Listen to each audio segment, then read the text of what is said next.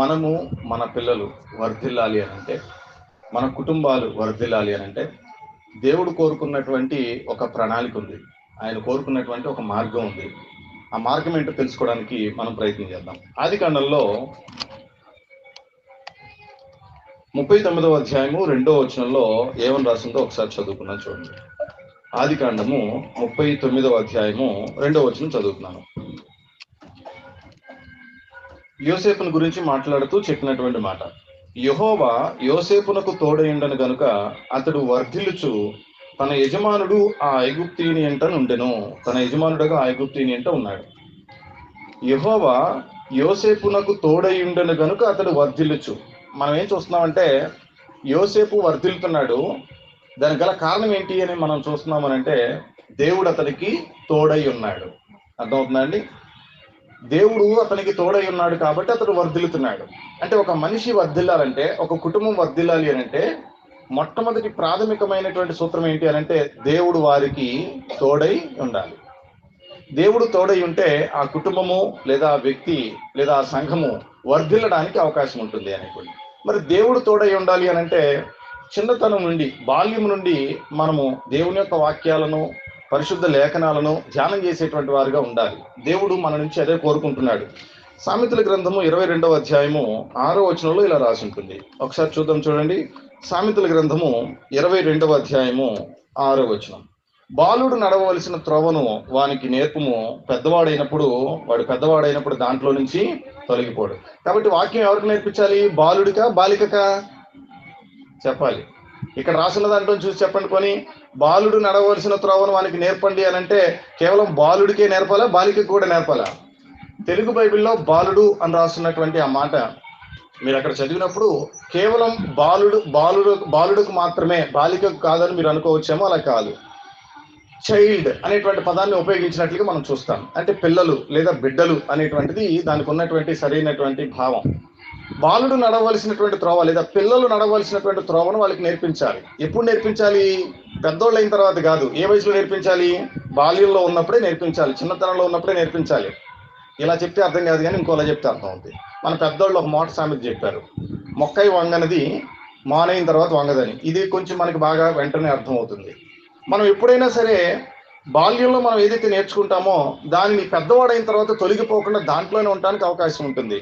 సామెతల గ్రంథంలో 22:6లో మనం చూస్తున్నాము, బాలుడు నడవలసినటువంటి త్రోవను లేదా ఒక బిడ్డ నడవలసినటువంటి త్రోవను వానికి నేర్పిస్తే, బాల్యంలోనే నేర్పిస్తే వాడు పెద్దవాడైన తర్వాత అందులో నుంచి, అంటే వాడు నేర్చుకున్నటువంటి ఆ సంగతుల్లో నుంచి వాడి తొలగిపోకుండా ఉంటాడు అనేటువంటిది మనం చూస్తున్నాం. ఇంగ్లీష్లో అంటాడు ట్రైన్ అప్ ఎ చైల్డ్ అని అంటాడు. ట్రైన్ చేయాలన్నమాట. అంటే వాడికి శిక్షణ ఇవ్వాలి, ట్రైన్ చేయాలి, వాళ్ళకి చెప్పాలి, వాళ్ళు అలా చేసే విధంగా మనం వాళ్ళని ట్రైన్ చేయాలి, ట్రైనింగ్ ఇవ్వటం అనమాట. సో చిన్నపిల్లలకి బాల్యంలోనే ఉన్నప్పుడే వాళ్ళకి దేవుని గురించినటువంటి సంగతులు, లేఖనాలకు సంబంధించినటువంటి సంగతులు వాళ్ళకి చిన్నతనం నుంచే ట్రైనింగ్ ఇవ్వాలి, ట్రైన్ చేయాలి. ఇది ధర్మశాస్త్రంలోనే, పాత నిబంధనలోనే మనకి తెలియజేయబడుతున్నటువంటి విషయం. మరొక మాటను కూడా మనం చూద్దాం. ద్వితీయోపదేశకాండం 6వ అధ్యాయము 4 నుండి 9 వచనాలు చదివినట్లయితే, ద్వితీయోపదేశకాండము 4వ అధ్యాయము 9వ వచనం నుంచి మనం చదువుకుంటే, ఇశ్రాయేలు వినుము, మన దేవుడైన యెహోవా అద్వితీయుడునగు యెహోవా, నీ పూర్ణ హృదయముతో, నీ పూర్ణ ఆత్మతో, నీ పూర్ణ శక్తితో నీ దేవుడిని యెహోవాను ప్రేమింపవలెను. నేడు నేను నీకు ఆజ్ఞాపించి ఈ మాటలు ఎక్కడుండాలి? ఒకసారి అందరూ చెప్పండి, నాకు వినపడేటట్టు. ఎక్కడుండాలి? నేడు నేను నీకు ఆజ్ఞాపించి ఈ మాటలు ఎక్కడుండాలి? హృదయంలో ఉండాలి. చాలా మంది ఏం చేస్తారంటే దేవుడి యొక్క మాటలను ఎక్కడ పెట్టుకుంటారు చెప్తానా? ఎక్కడ? గోళ్ళ మీద రాసుకుంటారు దేవుని యొక్క వాక్యాన్ని, వాట్సాప్లో స్టేటస్లో రాసుకుంటారు, ఫేస్బుక్లో స్టేటస్లో రాసుకుంటారు, లేకపోతే యూట్యూబ్లో పెట్టుకుంటారు, లేకపోతే పాకెట్ క్యాలెండర్ చేసుకొని పాకెట్లో కూడా పెట్టుకుంటారు, లేదా గోడల మీద పెట్టుకుంటారు, క్యాలెండర్ల మీద పెట్టుకుంటారు, ఫోటోల కింద పెట్టుకుంటారు. ఇవన్నీ కాదు. దేవుడు మన నుంచి ఏం కోరుతున్నాడు అంటే, నేను నీకు ఆజ్ఞాపించేటువంటి ఈ మాటలు లేదా ఈ ఆజ్ఞలు లేదా ఈ లేఖనాలు ఏదైతే ఉన్నాయో ఇవి మొట్టమొదటిగా ఉండవలసింది ఎక్కడ ఉండాలి అని అంటే నీ హృదయములో ఉండాలి. మన హృదయంలో దేవుని యొక్క మాట ఉంటే, మన హృదయం నిండిన దాని కొలది మనం మాట్లాడతాము, మనం జీవిస్తాం. కాబట్టి మన హృదయంలో దేవుని యొక్క మాటలు ఉంటే మనం కూడా ఆ ప్రకారంగా జీవించడానికి అవకాశం ఉంటుంది. మనం వాక్యం మనలో ఉంటే వాక్య ప్రకారంగా జీవిస్తాం. వాక్యం మనలో లేకపోతే వాక్య ప్రకారంగా జీవించడానికి అవకాశం ఉండదు. ఇంకా కిందకి చదువుకుందాం. నీవు నీ కుమారులకు వాటిని అభ్యసింపజేసి, ఎవరికి అభ్యసింపజేయాలి? కుమారులకి. అంటే మళ్ళీ కుమార్తెలకు అవసరం లేదు అనుకుంటున్నారేమో, అక్కడ దాని అర్థం అది కాదు. అక్కడ ఏమంటాడు అని అంటే teach them diligently an to the children అంటాడు ఇంగ్లీష్ లో. అంటే చిల్డ్రన్ అంటే పిల్లలు లేదా బిడ్డలు. నీ పిల్లలకు లేదా నీ బిడ్డలకు నువ్వు టీచ్ చేయి అని చెప్తున్నాడు అనమాట. నీవు నీ కుమారులకు వాటిని అభ్యసింప చేసి అని అంటే దాని అర్థం ఏంటంటే నీ బిడ్డలకు, అది కుమారుడైనా కుమార్తె అయినా, నీ బిడ్డలకు ఈ మాటలను అభ్యసింప చేయాలి. ఏ మాటలు? నీ హృదయాలలో నువ్వు ఉంచుకున్న మాటలు. నీ హృదయంలో నువ్వు ఉంచుకున్నటువంటి దేవుని యొక్క మాటలను, లేఖనాలను నువ్వేం చేయాలి అని అంటే నీవు నీ బిడ్డలకు వాటిని టీచ్ చేయాలి, వాటిని తెలియచేయాలి, వాటిని నువ్వు నేర్పించాలి, వాటిని అభ్యసింప చేయాలి. అభ్యసింప చేయాలంటే ప్రాక్టీస్ చేయాలి. అభ్యాసం అంటే మీకు అర్థం అవుతుందా? చిన్నపిల్లలు 4వ తరగతి 5వ తరగతిలో మీరు టెక్స్ట్ బుక్స్ చూడండి, మొత్తం ముందు పాఠం అంతా రాసి ఉంటుంది, పాఠం అయిపోయిన తర్వాత అభ్యాసము అని రాసి ఉంటుంది. అంటే వాళ్ళు ప్రాక్టీస్ చేయడానికి అనమాట. సో అభ్యాసం అంటే ఏంటంటే వాళ్ళ చేత ప్రాక్టికల్గా చేయించాలి, ప్రాక్టీస్ చేయించాలి. నేను చెప్పేశానంటే వాడు ఇంటే వింటాడు లేకపోతే లేదు అన్నట్టు కాదు. ఇది ఒక లెసన్ లాగా చెప్పి వదిలేయటం కాదు. ఏం చేయాలంటే పిల్లల చేత అభ్యసింప చేయాలి. అందుకే అంటున్నాడు నీవు నీ కుమారులకు వాటిని అభ్యసింప చేసి, అంటే నువ్వు ప్రాక్టీస్ చేపించి, టీచ్ చేసి, నువ్వేం చేయాలి? నువ్వు ట్రైన్ చేసి ఏం చేయాలి అని అంటున్నాడంటే నీ ఇంట కూర్చుంటున్నప్పుడును, త్రోవను నడుచున్నప్పుడును, పండుకొనున్నప్పుడును, లేచినప్పుడును వాటిని గురించి మాట్లాడాలి. ఆ ఆజ్ఞల గురించి, లేఖనాల గురించి మాట్లాడాలి. అలాగే సూచనగా వాటిని నీ చేతి కట్టుకోవాలి. అవి నీ కన్నుల నడుమ బాసికం వలె ఉండవలను. నీ ఇంటి ద్వారబంధముల మీదను, నీ గౌనుల మీదను వాటిని రాయవలను. రైట్, ఇంటి ద్వారబంధముల మీద, గౌనుల మీద రాసేటువంటి విషయం వాస్తవమే. కానీ దానికంటే ముందుగా ఎక్కడ ఉండాలి అని అంటే ఆయన యొక్క మాటలు మన హృదయములలో ఉండాలి. హృదయములలో ఉన్నటువంటి ఆ మాటలే మనము మన బిడ్డలకు అభ్యసింప చేయాలి, వాటిని మన బిడ్డలకు మనం తెలియచేయాలి. దేవుని వలన కృప పొందాలి అంటే, దేవుని వలన దయ పొందాలి అని అంటే, దేవుని చేత మనం వర్ధిల్లింపబడాలి అని అంటే మనము ఈ విధమైనటువంటి ప్యాటర్న్, ఈ విధమైనటువంటి క్రమాన్ని మనం ఆలోచించవలసినటువంటి అవసరం ఉంది. కొత్త నిబంధనలో కూడా ఎఫెసీ రాసినటువంటి పత్రికలో అపోస్తలుడైన పౌలు గారు ఎఫెసీలో ఉన్నటువంటి వాళ్ళతో మాట్లాడుతూ చెప్తాడు. 6వ అధ్యాయము 4వ వచనం మనం ఒకసారి చూద్దాం. ఎఫెసీలకు రాసినటువంటి పత్రిక 6వ అధ్యాయము 4వ వచనం మనం చూస్తే, తండ్రులారా మీ పిల్లలకు కోపము రేపక ప్రభువు యొక్క శిక్షలోను, చెప్పండి దేంట్లో పెంచాలి? బోధలోను మనం వారిని పెంచాలి. పిల్లల్ని దేంట్లో పెంచుతున్నాం మనం? ఏమంటే మంచి స్కూల్లో పెంచుతాము, మంచి ఆహారము, మంచి ప్రోటీన్ ఫుడ్ ఇచ్చి, మంచి పౌష్టికాహారం ఇచ్చి పెంచుతాము, మంచి జీవన విధానం నేర్పించి పెంచుతాము, మంచి వాతావరణంలో మనం పిల్లల్ని పెంచుతాము. వీటన్నిటికంటే శ్రేష్టమైనది ఏదైనా ఉంది అని అంటే మనము ప్రభువు యొక్క శిక్షలోను, ప్రభువు యొక్క బోధలోను మనము మన పిల్లలను ఏం చేయాలి? పెంచాలి. నా ఇష్టం, నువ్వెవరు చెప్పడానికి? నా పిల్లలు, నేను కొట్టుకుంటా, తిట్టుకుంటా, నా పిల్లల్ని నా ఇష్టం వచ్చినట్టు పెంచుకుంటా, నువ్వు నన్ను అడగడానికి హక్కు లేదు అని అనడానికి లేదు. క్రైస్తవులైనటువంటి ప్రతి ఒక్కరూ కూడా అపోస్తలుడైనటువంటి పౌలు గారు ఎఫెసులో ఉన్నటువంటి వాళ్ళతో క్లియర్గా చెప్తున్నటువంటి విషయం ఏంటంటే, ఆజ్ఞగా చెప్తున్నటువంటి విషయం ఏంటంటే, తండ్రులారా మీ పిల్లలకు మీరు కోపం రేపకుండా ప్రభు యొక్క బోధలో, ప్రభు యొక్క శిక్షలో మీ పిల్లల్ని మీరు పెంచాలి అని స్పష్టంగా మాట్లాడుతున్నటువంటి విషయాన్ని మనం చూస్తున్నాం. ఈరోజు ఇక్కడ కూర్చున్నటువంటి మనం కూడా మన పిల్లలను మనం ప్రభు యొక్క బోధలో, ప్రభు యొక్క శిక్షలో మనం పెంచాలి. అది క్రొత్త నిబంధన ద్వారా మనందరూ నేర్చుకుంటున్నటువంటి విషయం. అలాగే ఆది కాండంలో కనుక మనం చూసినట్లయితే అబ్రహామును దేవుడు గమనించినప్పుడు అబ్రహాం ఎలా కనపడ్డాడు అని అంటే తన తర్వాత తన పిల్లలను కూడా దేవుని యొక్క మాటలు వినేటువంటి వారుగా వాళ్ళకి ఆజ్ఞాపించినట్లుగా మనం చూస్తాం. చదివేద్దాం ఒకసారి. ఆది కాండం 18వ అధ్యాయము 18, 19 వచనాలు చదువుకుందాం. చూడండి, ఆది కాండం 18వ అధ్యాయము 18, 19 వచనాలు. అబ్రహాము నిశ్చయముగా బలము గల గొప్ప జనమగును, అతని మూలముగా భూమిలోని సమస్త జనములు ఆశీర్వదించబడును. ఇట్లనగా యెహోవా అబ్రహామును గూర్చి చెప్పినది అతనికి కలుగు చేయనట్లు తన తర్వాత తన పిల్లలు తన ఇంటి వారు నీతి న్యాయములు జరిగించుచు యెహోవా మార్గమును గైకొనుటకు అతడు వారికి ఆజ్ఞాపించి ఉన్నట్లు నేను అతన్ని ఎరిగిన. పిల్లల్ని రిక్వెస్ట్ చేస్తున్నాడా? అరే ప్లీజ్ రా, నీతి న్యాయములు జరిగిద్దాం రా, యెహోవా మార్గంలో నడుచుకుందాం రా అని రిక్వెస్ట్ చేసే పరిస్థితి కనపడతా ఉందా పిల్లల్ని? మరి ఏం చేస్తున్నాడంట? ఆజ్ఞాపించినట్లు దేవుడు అతన్ని ఎరిగి ఉన్నాడు. దేవుడు అబ్రహాం వైపు చూస్తున్నప్పుడు అబ్రహాం ఎలా కనిపించాడు అని అంటే తన తర్వాత తన పిల్లలు నీతి న్యాయములు జరిగించేటువంటి వాళ్ళుగా ఉండాలని, తన తర్వాత తన పిల్లలు కూడా దేవుని యొక్క మార్గంలో నడిచేటువంటి వాళ్ళుగా ఉండాలి అని పిల్లలకి ఆజ్ఞాపించేటువంటి వాడుగా కనపడ్డాడు. హెబ్రీ పత్రికలు మీరు చదివితే హెబ్రీ గ్రంథకర్త అదే రాస్తాడు. వాళ్ళు వాగ్దాత దేశంలోనే ఉన్నారంట, కానీ ఎలా ఉన్నారంటే పరాయి దేశంలో ఉన్నట్లుగా గుడారాల్లో నివసించుచు ఉండిపోయారు. అబ్రహాము ఇస్సాకు చెప్పాడు, ఇస్సాకు యాకోబుకు చెప్పాడు. వీరు ఒకరి తర్వాత ఒకరు చెప్పినటువంటి విషయం ఏంటంటే, పునాదులు కలిగినటువంటి పట్టణం ఒకటి ఉంది, మనమందరము పునాదులు కలిగిన పట్టణం కోసం ఎదురు చూడాలి అని చెప్పిన ఆ మాటను దృష్టిలో పెట్టుకుని అబ్రహాము తర్వాత ఇస్సాకు గాని యాకోబు గాని వారందరూ కూడా గుడారాల్లో నివసించుచు పరాయి దేశంలో ఉన్నట్లుగా వాగ్దాత్త దేశంలో వాళ్ళు జీవించారనేటువంటిది హెబ్రీ గ్రంథకర్త తెలియజేసిన విషయాలు మనం చూస్తాం. అబ్రహాము తన పిల్లలను దేవుని మార్గం విషయంలో ఆజ్ఞాపించేటువంటి వాడిగా ఉన్నాడు. దేవుని మార్గం వైపుకి వారిని నడిపించడానికి వాళ్ళని ప్రోత్సహిస్తున్నాడు, వాళ్ళని ఆజ్ఞాపిస్తున్నాడు, వాళ్ళకి గట్టిగా చెప్పేటువంటి వాడిగా కనపడుతున్నాడు. దేవుడు అబ్రహామును ఆశీర్వదించాడు. ఆశీర్వదించడంలో ఉన్నటువంటి విశేషమైనటువంటి ఒక విశేషత ఏదైనా ఉంది అని అంటే ఆయన జీవించినటువంటి జీవితం, ఆయన నీతిని జరిగించినటువంటి ఆ విషయాలు మనం అక్కడ ఆలోచన చేస్తున్నాం.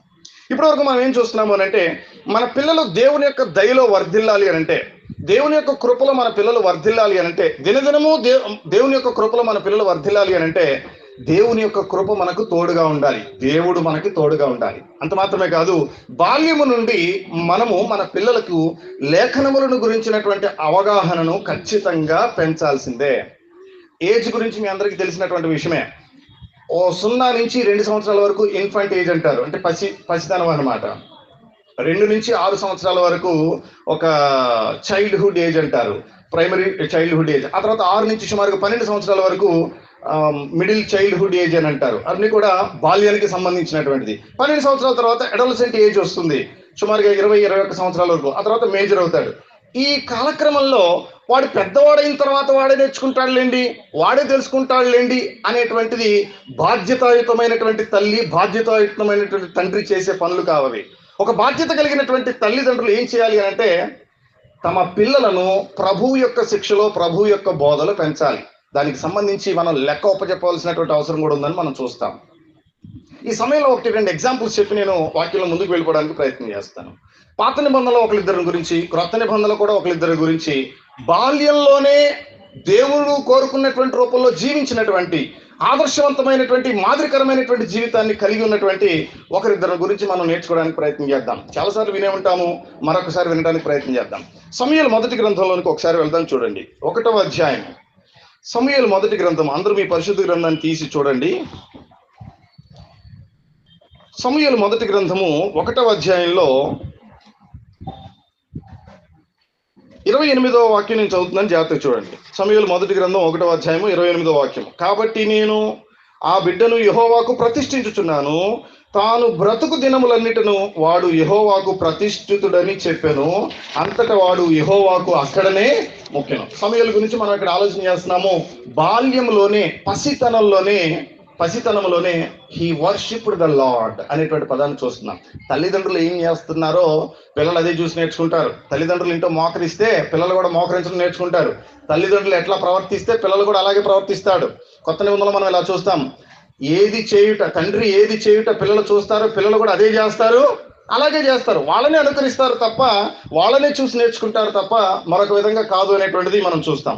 అదే సమూయేలు మొదటి గ్రంథంలో 3వ అధ్యాయం 1వ వచనంలో కూడా ఒక మాట చదువుకుందాం. చూడండి, 3వ అధ్యాయం 1వ వచనం చదువుకుంటే సమూయేలును చూసి మనం ఒక పాయింట్ నోట్ చేసుకోవాల్సినటువంటి పాయింట్ ఒకటి ఉంది. చూద్దాం. సమూయేలు మొదటి గ్రంథం 3వ అధ్యాయము 1వ వచనం. బాలుడైన సమూయేలు ఏలి ఎదుట యెహోవాకు పరిచర్య చేయుచుండెను. ఇప్పుడు నేను మిమ్మల్ని ఒక ప్రశ్న అడుగుతాను, ఇంతకీ పరిచర్య చేసే వ్యక్తి ఎవరు? నాకు వినపడేలా చెప్పాలి. పరిచర్య చేసే వ్యక్తి ఎవరు? సమూయేలు గారు. ఇంతకీ సమూయేలు గారు ఇప్పుడు ఏ వయసులో ఉన్నాడు? బాలుడు అని అక్కడ రాసిన చూడండి, 3వ అధ్యాయం 1వ వచనంలో బాలుడైన సమూయేలు. పరిచర్య చేసేది సమూయేలు. ఎవరికి పరిచర్య చేస్తున్నాడు అంటే దేవునికి పరిచర్య చేస్తున్నాడు. ఏ వయసులో పరిచర్య చేస్తున్నాడు? బాల్యంలో పరిచర్య చేస్తున్నాడు. అర్థమవుతుందా? బాల్యంలో చిన్నతనంలో, చైల్డ్హుడ్ లోనే దేవునికి పరిచర్య చేస్తున్నాడు. ఎవరి యొక్క సమక్షంలో చేస్తున్నాడు అని అంటే ఏలీ సమక్షంలో పనిచేస్తున్నాడు. చూడండి, అక్కడ మాట రాసి ఉంటుంది, బాలుడైన సమూయేలు ఏలీ ఎదుట యెహోవాకు పరిచర్య చేయుచుండెను.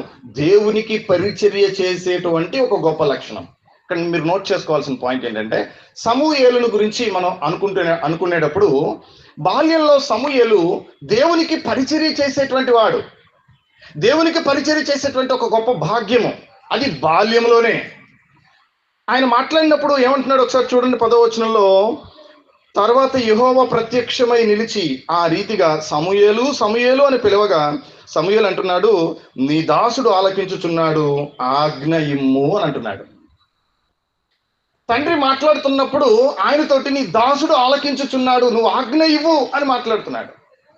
బాలుడిగా ఉన్నప్పుడే తాను ఎలాగూ స్వరం వింటున్నాడు అనేటువంటి విషయాన్ని మనం అక్కడ ఆలోచన చేస్తున్నాం. బాలుడిగా ఉన్నప్పుడే ఆయన ఎలాగూ దేవునికి పరిచర్య చేస్తున్నాడు అనేటువంటిది ఆలోచన చేస్తున్నాం. బాలుడిగా ఉన్నప్పుడే దేవుడు తనకి ఎలా తోడుగా ఉన్నాడో కూడా మనం అక్కడే చూద్దాం. ఒకసారి చూడండి, 2వ అధ్యాయం 26వ వచనంలో, అదే పేజీలో చూడండి, 2వ అధ్యాయం 26వ వచనంలో అక్కడ రాసి ఉంటుంది ఒక మాట.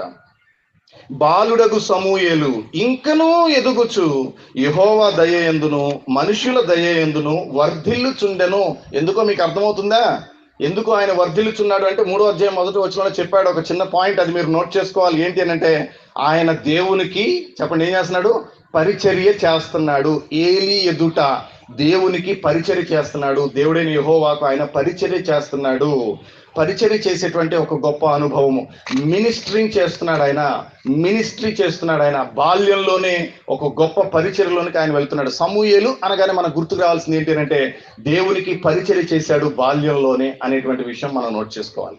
తర్వాత మనం పాత నిబంధనలోనే మరొక వ్యక్తిని గురించి, బాల్యంలో ఆయన ఆదర్శవంతమైనటువంటి జీవితాన్ని జీవించినటువంటి వారిలో రెండవ వ్యక్తిని గురించి కూడా మనం నేర్చుకుందాం. ఇదే సమూయేలు మొదటి గ్రంథంలో 17వ అధ్యాయంలో మనం ఒక క్యారెక్టర్ గురించి చదువుకుంటాం. చూడండి, అందరూ చూడండి ఒకసారి. సమూయేలు మొదటి గ్రంథం 17వ అధ్యాయము 33వ వచనం నుంచి నేను చదువుతున్నాను. సౌలు అంటున్నారు, రాజు, ఈ ఫిలిష్తీని ఎదుర్కొని వానితో పోట్లాడుటకు నీకు బలము చాలదు, ఎందుకంటే నీవు ఎవరివి? నువ్వు బాగా ఏదో బలవంతుడు అనో, లేకపోతే నువ్వు బాగా అవతల వాడికి కనిపించేటువంటి వాడిగా గొప్పవాడు అనో కాదు, కానీ ఏదో హోదా కలిగినటువంటి వాడు, అర్హత కలిగినటువంటి వాడో కాదు, కానీ నువ్వు ఎవరు ఏనంటే నీవు బాలుడవు. ఆయన చూస్తేనేమో, గొలియాతు చూస్తేనేమో బాల్యం నుండి యుద్ధాభ్యాసం చేసినటువంటి వాడు, నీవు చూస్తేనేమో బాల్యంలో ఉన్నావు, చిన్నపిల్లాడివి. నువ్వు చిన్నపిల్లాడివి, నువ్వు వెళ్ళి ఎలా పోట్లాడతావు? ఇక్కడ సైనికులే చాలా మంది భయపడిపోతున్నారు, సైన్యాధిపతులే భయపడిపోతున్నారు, అందరికీ భయం వేసేస్తుంది వాడు అక్కడ ప్రకటన చేస్తుంటే. నువ్వు ఎలా వెళ్తావు అని దావీదును అడుగుతున్నప్పుడు దావీదు ఒక మాట అన్నాడు. చూడండి, నీవు బాలుడవు, వాడు బాల్యం నుండి యుద్ధాభ్యాసం చేసిన వాడని దావీదుతో అన్నాడు.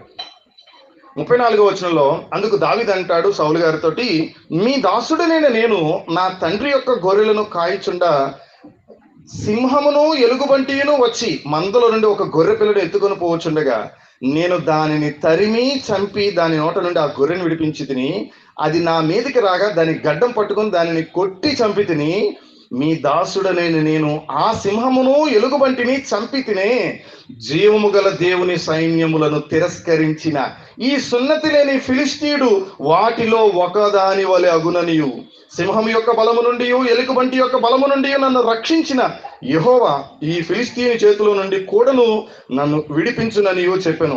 అందుకు వెంటనే సౌలు అంటున్నాడు, పొమ్ము, యెహోవా నీకు తోడుగా ఉండును గాక అని చెప్పాడు. ఇక్కడ 3 పాయింట్లు మీరు నోట్ చేసుకోవాలి. అందులో ఫస్ట్ పాయింట్ ఏంటంటే, దావీదు దేవుని యందు ఎంత భయభక్తులు కలిగి ఉన్నాడు అని అంటే, తాను ఇంకా బాల్యంలోనే ఉన్నాడు, కానీ దేవుని గురించి ఎంత అవగాహన కలిగిన వాడో చూడండి. పాయింట్ నెంబర్ 1, జీవము కలిగినటువంటి దేవుని గురించి మాట్లాడుతున్నాడు.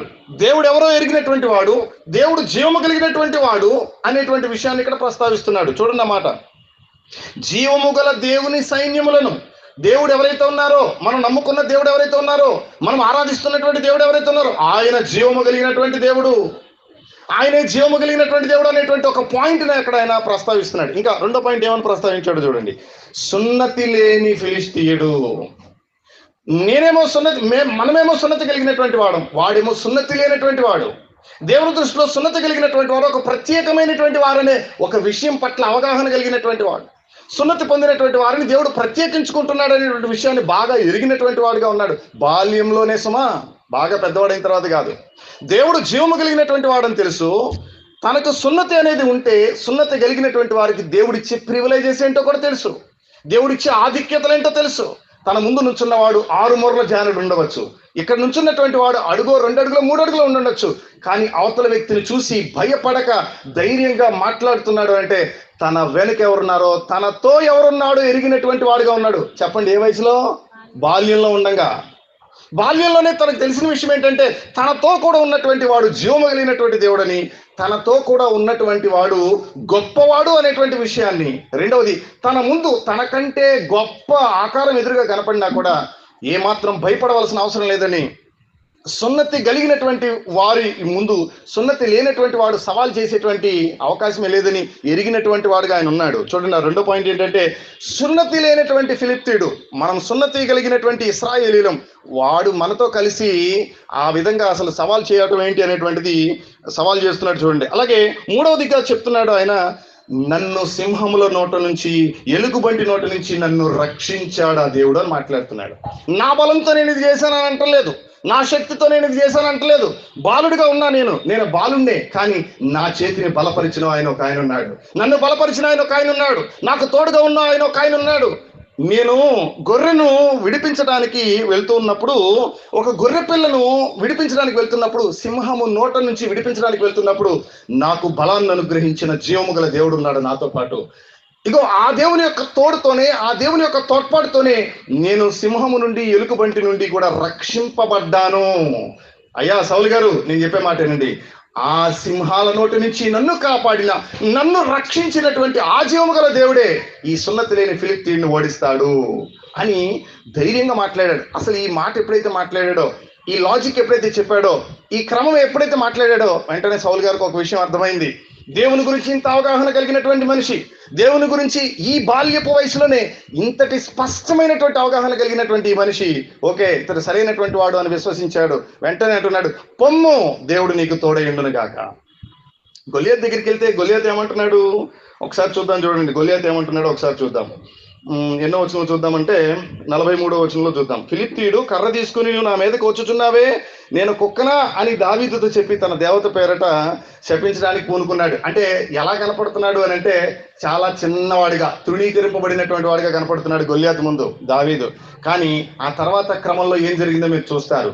ఎదురుగా కనపడినటువంటి శత్రువు బలము కలిగిన వాడైనప్పటికీ కూడా, ఎదురుగా నుంచున్నటువంటి శత్రువు చాలా ఆయుధాలు ధరించినటువంటి వాడిగా ఉన్నా కూడా, భీకరంగా కనపడుతున్నా కూడా, బాలుడైనటువంటి సమూయేలు వడిసెలతోటి తీసుకుని వెళ్ళి, కొన్ని చిన్న రాళ్లను తీసుకుని వెళ్ళి యుద్ధాన్ని జయించాడంటే తనతో ఉన్నటువంటి జీవము గల దేవుణ్ణి బాల్యంలోనే గుర్తెరిగినటువంటి వాడుగా ఉన్నాడు. కాబట్టి తనతో దేవుడు తోడుగా ఉన్నాడని, తనను సింహాల నోటి నుండి, ఎలుగుబంటి నోటి నుండి తనను రక్షించాడనేటువంటి స్పష్టత కలిగినటువంటి వాడుగా ఉన్నాడు. కాబట్టి దేవుని పట్ల ఆయనకున్నటువంటి అవగాహనను బట్టి, బాల్యంలో ఆయనకున్నటువంటి అవగాహన బట్టి దేవుడు అతన్ని ఎంతగా ఆశీర్వదించాడో మనం ఆ కాలక్రమంలో చూసినప్పుడు మనం నేర్చుకుంటాం.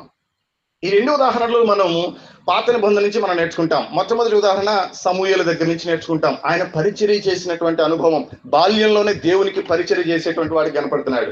రెండవది దావీదు విషయంలో మనం చూస్తే, బాల్యంలోనే దేవుని పట్ల స్పష్టమైనటువంటి అవగాహన కలిగినటువంటి విషయం మనం చూస్తాం. దేవుడు జీవము కలిగినటువంటి వాడని, తనను రక్షించేటువంటి వాడని, తను సున్నతి కలిగి ఉండడం ద్వారా దేవుడిచ్చేటువంటి ప్రయోజనాలను, దేవుడిచ్చే ఆధిక్యతలను గురించి స్పష్టంగా ఎరిగినటువంటి వాడిగా దావీదుని గురించి మనం చూస్తున్నాం. వీరిద్దరిని గురించి మనం పాత నిబంధనలో చూస్తాం. కొత్త నిబంధనలో కూడా ఒకరిద్దరిని గురించి మనం నేర్చుకోవాల్సినటువంటి అవసరం ఉంది. రండి అపోస్తల కార్యాల గ్రంథానికి వెళ్ళి, క్రొత్త నిబంధనలో కూడా బాల్యంలో ఉన్నటువంటి వారు, ఆదర్శవంతమైనటువంటి జీవితాన్ని జీవించినటువంటి వారిని గురించి, ఒకరిద్దరిని గురించి మనం నేర్చుకుందాం.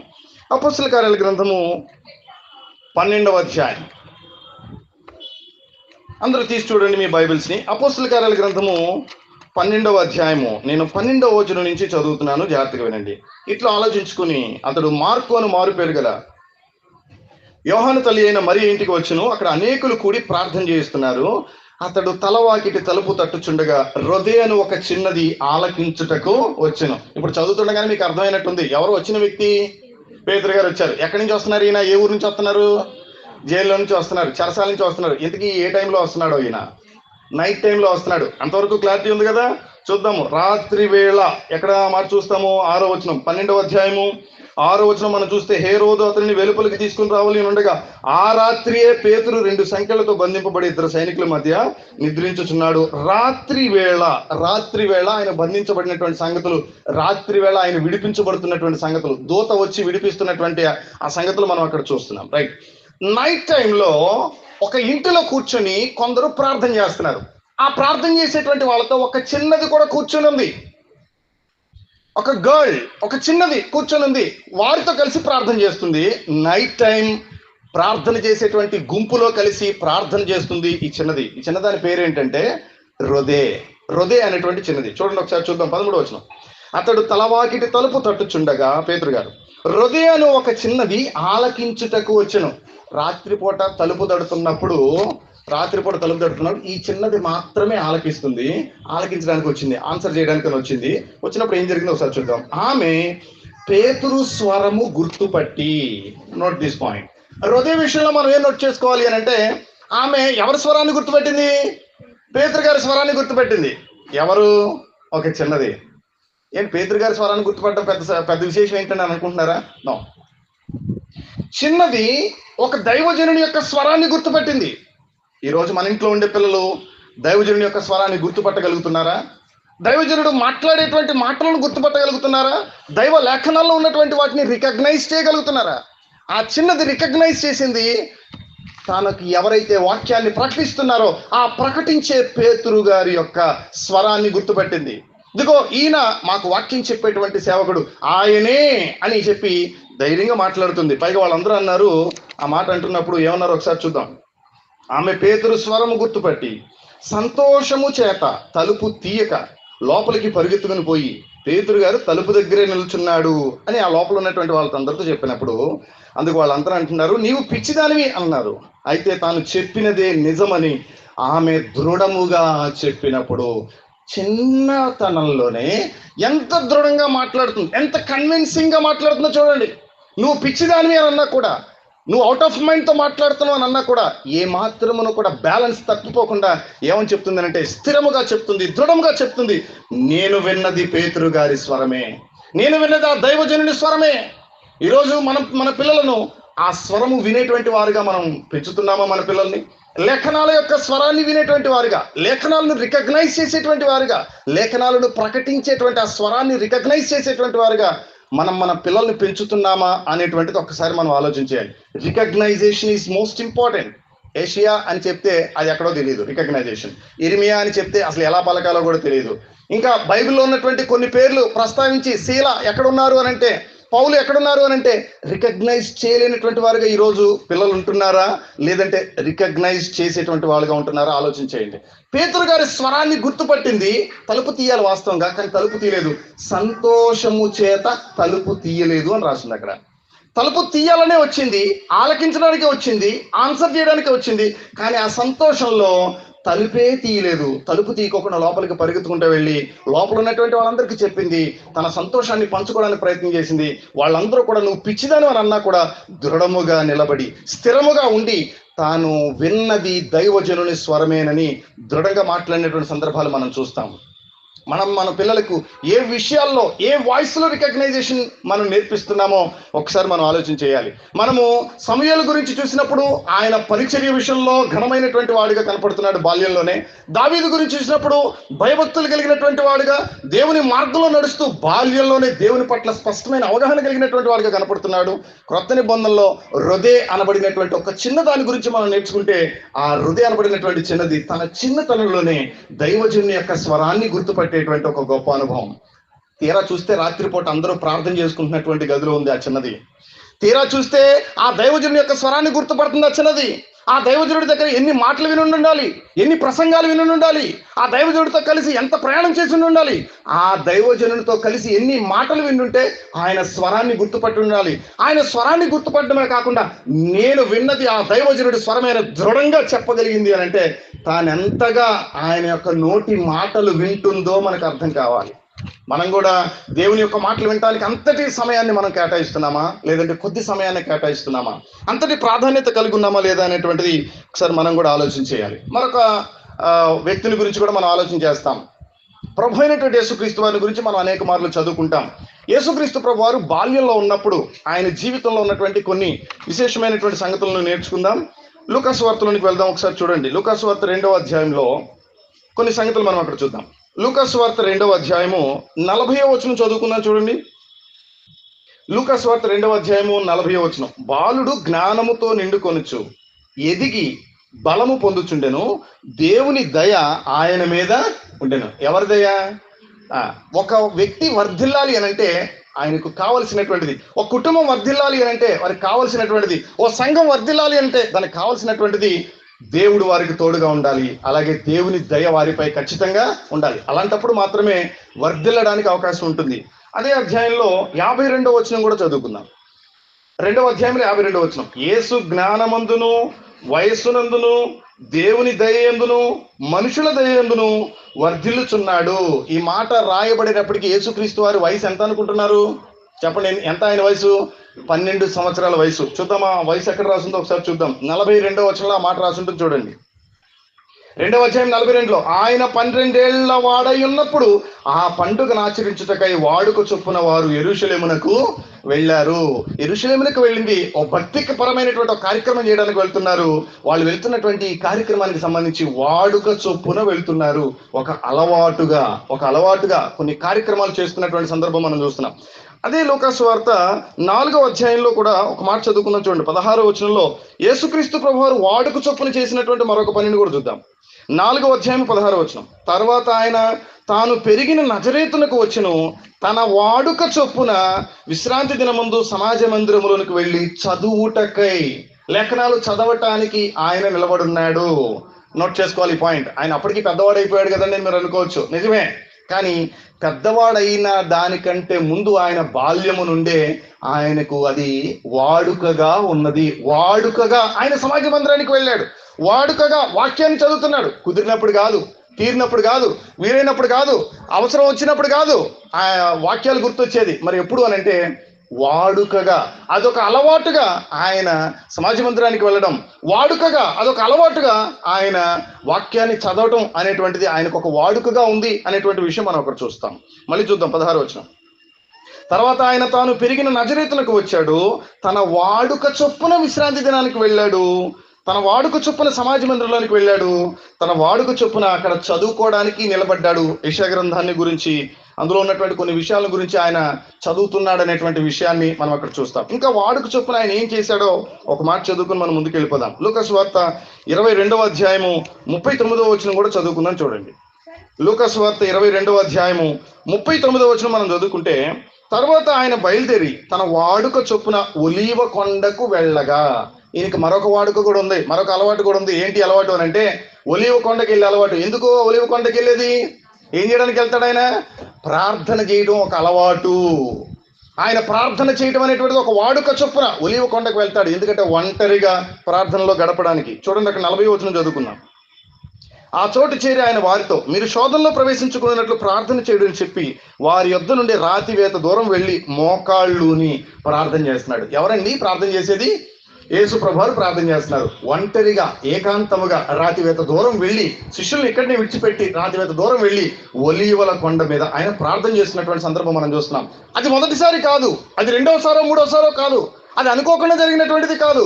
ఆయన తన వాడుక చొప్పున అక్కడికి వెళ్తున్నాడు, అలవాటుగా వెళ్తున్నాడు.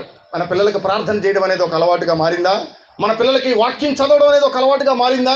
మన పిల్లలకి భక్తి కార్యక్రమాలు అనేటువంటి అలవాటుగా మారాయా? ప్రతిదినము చేయవలసినటువంటి వాటిగా మారాయా?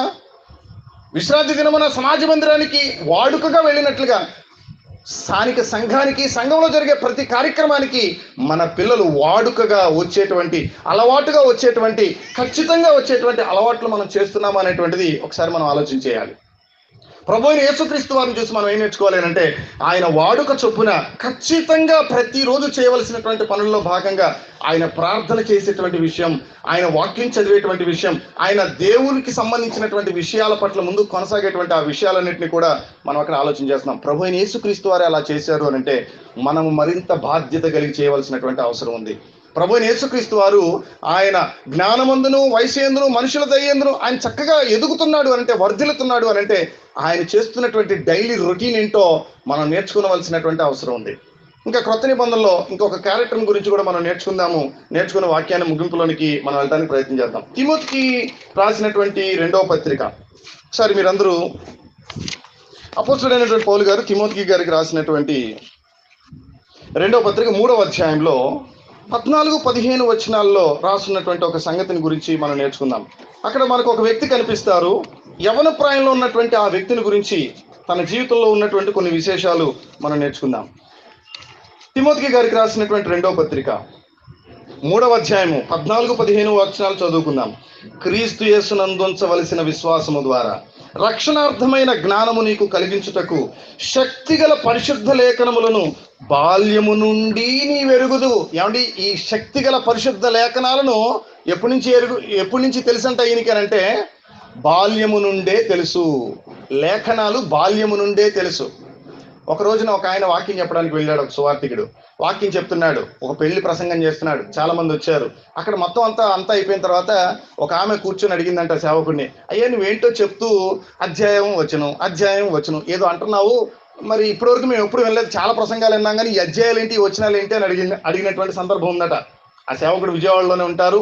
ఆ ప్రసంగం జరిగింది కూడా విజయవాడ పరిసర ప్రాంతాల్లోనే.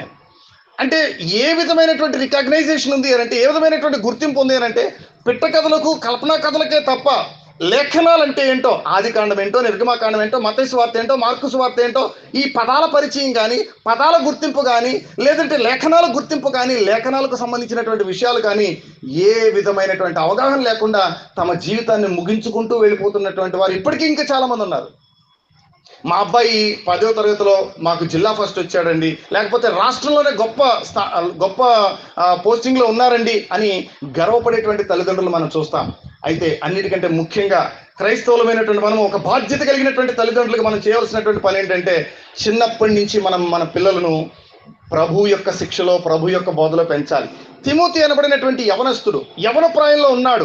ఈ యవన ప్రాయంలో ఉన్నటువంటి యవనస్తుడు బోధించేటువంటి స్థాయికి వెళ్ళాడు. ఎలా వెళ్ళాడు అని అంటే, పౌలు గారు చెప్తున్నారు, ఏమని చెప్తున్నారంటే, బాల్యము నుండి నీవు ఆ లేఖనములను ఎరుగుదువు, రక్షణార్థమైన జ్ఞానము నీకు కలిగించుటకు శక్తి కలిగినటువంటి పరిశుద్ధ లేఖనములను బాల్యము నుండి నీ వెరుగుదువు గనుక నీవు నేర్చుకుని రూఢి అని తెలుసుకున్నవి ఎవరి వలన నేర్చుకుంటావో ఆ సంగతి తెలుసుకుని వాటిలో నువ్వు నిలకడగా ఉండవు.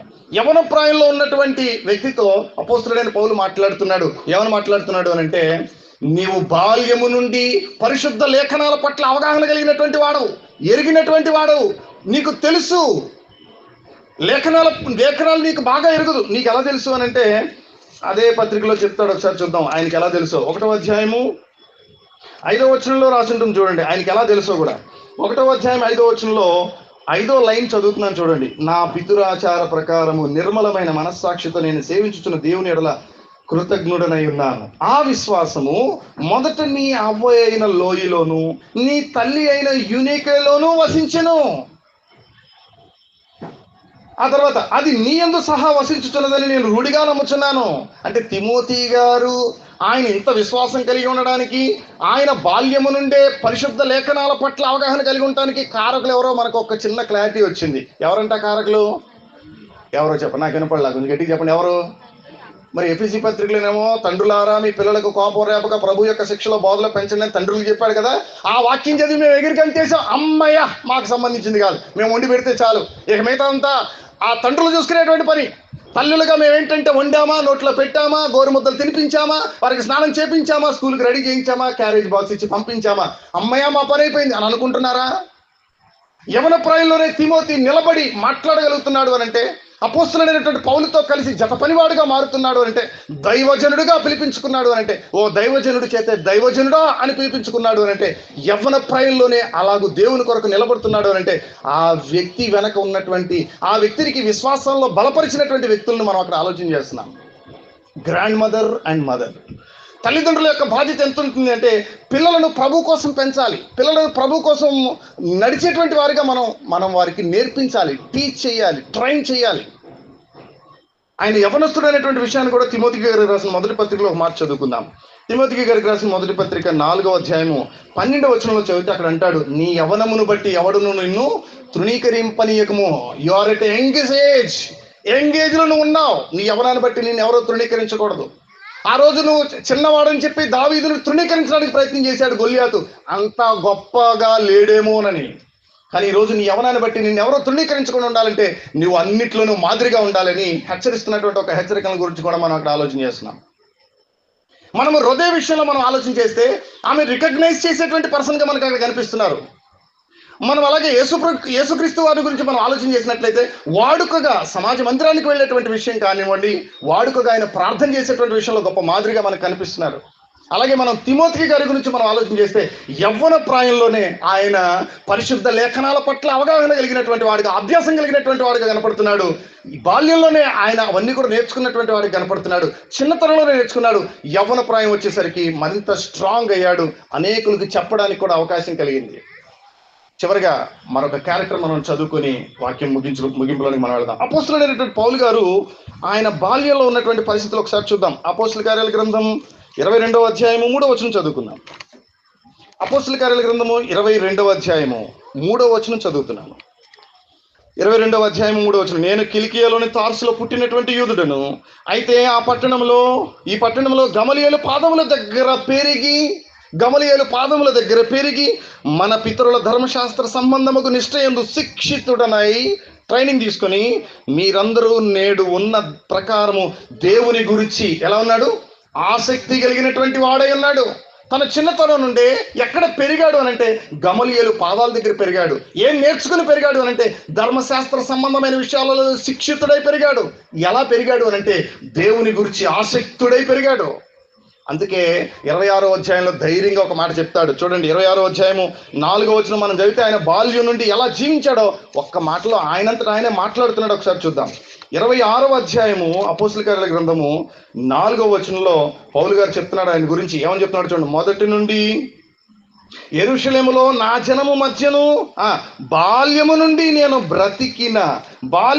నేను బ్రతికినటువంటి బ్రతుకు ఎలాంటిదో యూదులందరూ ఎరుగుదురు. అంటే ఈయన బాల్యము నుండి ఎలా పెరిగాడు అంటే దేవుని గురించి ఆసక్తి కలిగినటువంటి వాడిగా పెరిగాడు. ధర్మశాస్త్ర సంబంధమైనటువంటి విషయాల్లో అన్నిటిలో శిక్షితుడై పెరిగాడు. గమలీయేలు పాదాల దగ్గర పెరిగాడు. దేవుని గురించినటువంటి ఆసక్తి కలిగినటువంటి వాడిగా పెరిగాడు. ఆయన ఆ విషయాల గురించి మాట్లాడుతూ, నేను పెరిగినప్పుడు, నేను బాల్యంలో ఉన్నప్పుడు నేను ఎలాంటి బ్రతికానో ఇదిగో నా చుట్టూ ఉన్నటువంటి వాళ్ళందరికీ తెలుసు అని మాట్లాడుతున్నాడు. యవ్వన ప్రాయంలో నీవు దేవునికి సమర్పించుకుంటే, బాల్యంలోనే కనుక నీవు ఒక మంచి ట్రాక్ వేసుకోగలిగినట్లయితే తర్వాత నువ్వు మంచి బలవంతుడిగా మారడానికి అవకాశం ఉంటుంది. కొంతమంది అంటారు, ఏమంటే ఇంకా మీరు ప్రభువుని ఇంకా మీరు ధరించుకోలేదండి. ఇంకొన్ని చిన్న చిన్న పనులు ఉన్నాయండి. మా అమ్మాయికి పెళ్ళి అయిపోయిన తర్వాత, మా అబ్బాయికి ఉద్యోగం వచ్చిన తర్వాత, ఈ బాధ్యతలన్నీ అయిపోయిన తర్వాత నేను కూడా కొంచెం ఉద్యోగంలో రిటైర్మెంట్ రాగానే రిలాక్స్డ్గా నేను ఇంకా దేవుని దగ్గరికి, దేవుని సముఖంలోనే ఉంటాను, దేవునితోనే ఉంటానండి. వచ్చి పాటలు పాడేటువంటి సందర్భం ఏమో, చిన్న గొర్రె పిల్లను నేను యేసయ్యా, నన్ను మెల్లమెల్లగా నన్ను నడిపోయా అని పాటలు పాడేటువంటి విధానం. కానీ వారి జీవితంలో వారి యొక్క అలవాట్లు ఎలా ఉన్నాయి అని అంటే, శాంతం అంతా అయిపోయిన తర్వాత, గవర్నమెంట్కి కూడా ఇక పనికిరారు అన్న తర్వాత, పెన్షన్ తీసుకునేటువంటి వయసులో ప్రభు గుర్తొస్తానంటే ఎట్లా కుదురుతుంది? నీ బాల్య దినములో ఏంది నీవు నీ సృష్టికర్తను స్మరణకు తెచ్చుకోవాలని లేఖనాలు ఇన్ని స్పష్టంగా మనతో మాట్లాడుతుంటే, ఇంకను మనం మన బాల్యంలో, ఇంకను మనం మన యవ్వనంలో ఇంకా లోకానికి మనం మన పిల్లలను దగ్గర చేస్తున్నామో, దేవునికి దగ్గర చేస్తున్నామో ఒకసారి ఆలోచన చేయండి. మనము తల్లిదండ్రులుగా ఇది ఒక మన బాధ్యత. మనము మన పిల్లలను దేవునికి దగ్గరగా చేయాలి. సుమారు 20 సంవత్సరాల కింద నేను ఒక ఊరు వెళ్ళాను వాక్యం చెప్పడానికి. వెళ్తున్నప్పుడు అక్కడికి ఒక 2-3 సహోదరులు బైబిల్ తీసుకుని వస్తున్నారు ప్రార్థనకి. నేను అడిగాను, మీ పిల్లలు ఏరండి అని అడిగాను. అప్పుడు ఆమె ధైర్యంగా చెప్పినటువంటి ఒక మాట ఏంటి తెలుసా? అయ్యా, వాళ్ళకి 10 రూపాయలు ఇచ్చాను, ఇప్పుడే వాళ్ళు సినిమాకి వెళ్ళేసి వచ్చామని చెప్పాను. చాలా స్ట్రిక్ట్ గా చెప్పాను వాళ్ళకి. ఏం చెప్పానో తెలుసా? నేను చర్చ అయిపోయి ఇంటికి వచ్చేటప్పుడు మీరు అడ్డు ఇటు తిరగకుండా చక్కగా సినిమా చూసి ఇంటికి వచ్చేయండి అని చెప్పాను నేనని చెప్తున్నాను ధైర్యంగా. నీ పిల్లలకేమో నీవు లోక సంబంధమైనటువంటి అలవాటు చేస్తావు, నీ వరకే నువ్వు భక్తి అనుకుంటున్నావేమో. నా పిల్లలు పెద్ద అయిన తర్వాత వాళ్ళ జీవితం ఏదో వాళ్ళు చూసుకుంటారులేండి, వాళ్ళంతటా ఆలోచన చేసే వయసు వచ్చినప్పుడు వాళ్ళు చూసుకుంటారులేండి, ఆయన పిల్లలు నా మాట వినట్లేదులేండి అని విడిచిపెట్టేస్తున్నావేమో. నీవు చిన్నతనంలోనే ఆ బీజం వేయకపోతే, చిన్నతనంలోనే నువ్వు దేవుని గురించి నేర్పించకపోతే, బాలుడిగా ఉన్నప్పుడే, బాలికగా ఉన్నప్పుడే నువ్వు ఆ త్రోవను కనుక చూపించకపోతే, ఆ దారి చూపించకపోతే, పెద్దవాడైన తర్వాత వాడు నీ మాట వినడు. గుడివాడ ప్రాంతంలో ఒక రోజు వాక్యం చెప్పడానికి వెళ్తే, వాక్యం అంతా అయిపోయిన తర్వాత ఒక వృద్ధురాలు వచ్చి నాతో చెప్తున్నటువంటి విషయం ఏంటంటే, అయ్యా, మా అబ్బాయి తాగి చెత్త కొట్టేస్తున్నాడు, నువ్వు ప్రార్థన చేయండి అని. ఎందుకు నేను చెత్త కొట్టేస్తున్నాడు? చిన్నతనం నుంచి నీవు దేవుని యొక్క సముఖంలో, దేవుని యొక్క మాటలతో నీ బిడ్డను పెంచావంటే, లేదయ్యా, లేదు, అలా పెంచలేదు, నేను నా ఒక్కదాన్నే వెళ్ళేవాడిని, ఇంట్లో వాళ్ళు ఎవరో వచ్చేవాళ్ళు కాదు. నువ్వు ఎవరికైనా చెప్పావా? నేను ఎవరికీ చెప్పలేదయ్యా, నా వరకు చాలు దేవుడు అని అనుకున్నాను. కానీ ఈ రోజు నేను మోసపోయాను. నిన్ను దేవుడు వెలిగించింది దేనికి అంటే నువ్వు నలుగురిని వెలిగిస్తావని. నీ దీపాన్ని వెలిగించింది దేనికి అంటే అది కొంచెం కింద మంచం కింద పెట్టడానికి కాదు, దీపస్తంభం మీద పెట్టి నలుగురికి వెలుగునివ్వాలని. నువ్వు నలుగురిని నడిపించాల్సినటువంటిది పోయి నీ జీవితం వరకే నువ్వే చూసుకుని నీ కాలం నువ్వు ముగిస్తే రేపటి దినాన నువ్వు జవాబు చెప్పాల్సిన అవసరం ఉంది, లెక్క చెప్పాల్సినటువంటి అవసరం ఉందని గుర్తుపెట్టుకో. ఈరోజు ఇక్కడ తల్లిదండ్రులుగా ఉన్నటువంటి వాళ్ళు గుర్తుపెట్టుకోండి, మన పిల్లలను పెంచేటువంటి విషయంలో ప్రభు యొక్క శిక్షలో, ప్రభు యొక్క బోధలో వారిని పెంచకపోతే మనం తీర్పు చెప్పాల్సినటువంటి అవసరం ఉంది. ఇక్కడ ఉన్న చిన్నపిల్లలు గుర్తుపెట్టుకోండి, బాల్యంలో ఉన్నటువంటి వారు గుర్తుపెట్టుకోండి, ఈ వయసులోనే మనము దేవుని కొరకు జీవించగలిగినట్లయితే రాబోయే రోజుల్లో మరీ ఎక్కువగా దేవుని కోసం జీవించడానికి అవకాశం ఉంటుంది. ఆలోచించండి, మంచి నిర్ణయం తీసుకోండి. శ్రద్ధగా సహకరించిన అందరికీ నా హృదయపూర్వకమైన వందనాలు తెలియజేస్తున్నాను.